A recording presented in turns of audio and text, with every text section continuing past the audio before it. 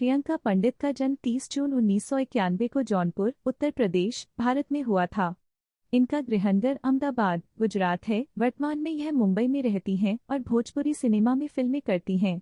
इन्होंने जीना तेरी गली में 2013 से अपने फिल्मी कैरियर को शुरू किया था। उसके बाद इनकी कई भोजपुरी फिल्में आ चुकी हैं और कई लाइन में है जो आने वाले समय में आपको देखने को मिलेगी। वर्ष 2013 में प्रियंका ने भोजपुरी फिल्म जीना तेरी गली में से अपने कैरियर को शुरू किया था। आगे चलकर इन्होंने कई भोजपुरी हिट फिल्में की, जिसके बाद यह एक हिट अभिनेत्री के रूप में जानी गयी। आने वाले सालों में इनकी कई फिल्में आने वाली हैं, जिनका लोगों को बेसब्री से इंतजार है। अभी तक इन्होंने कई भोजपुरी फिल्मों में अभिनय किया है। कई फिल्मों में इन्होंने आइटम सॉन्ग भी किया है, जो काफी पॉपुलर रहा है। प्रियंका पंडित आज के जमाने में भोजपुरी फिल्मों की काफी फेमस अभिनेत्री हैं। इंटरनेट पर उपलब्ध विभिन्न स्रोतों से ली गई है। इसकी सटीकता में अंतर हो सकता है।